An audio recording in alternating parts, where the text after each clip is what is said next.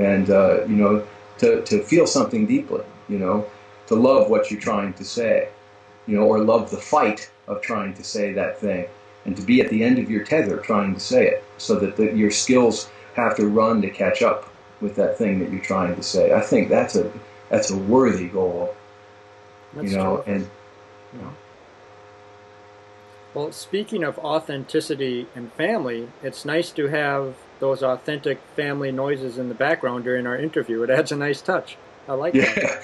Yeah. I've been very fortunate to have a good friend set this thing up for me. I'm a Luddite, really. I paint with oil, and the you know, computer equipment, you know, is totally lost on me. But I mean, you talk about things that you love and things that are meaningful, and you know, the sound of kids laughing, or you know, there's a lot of things that move me.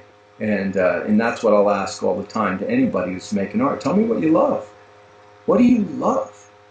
You know, don't tell me what you know. Don't tell me what you think you know. Don't tell me something to impress me. Tell me what you love. Because love and grace and beauty are things that have been horribly maligned in the last 100 years in the arts, considered trite even. But the sad fact is that the very people that are saying that don't live their life without love. They don't live their life without beauty. But irony and all of those things have become paramount in the arts. You know, the more edgy, the more salacious, the more harsh, the more shocking, very often. And I don't have a problem with that, what anybody does, except to me, when something is truly external, you feel it when you stand in front of it. And to stand in front of those Unfinished Slaves by Michelangelo is to be moved to me on absolutely the highest level. You feel it. Something resonates off of that marble. Now, how can marble resonate something? A work of art can only resonate that which we give it. Mm-hmm. And if you don't give it love and that intensity and that desire to express, it will never communicate that to the people that are witnessing it.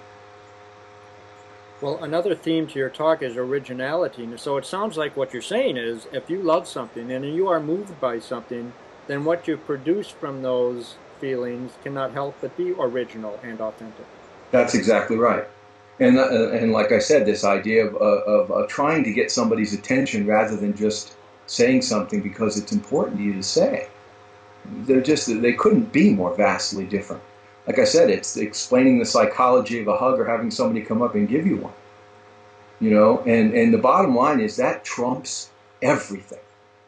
You know, I remember walking a few years ago when my son was very little, putting him on my shoulders, and after work one day, coming home from the studio and taking him for a walk down, Ford Parkway, going down towards the bookstore, and he was pretty young, so he didn't speak very well yet, but he was very happy, and I could tell, I could just feel it in his body, and he was up on my shoulder, and he grabbed my head and he squeezed it so hard, and I knew what he was telling me.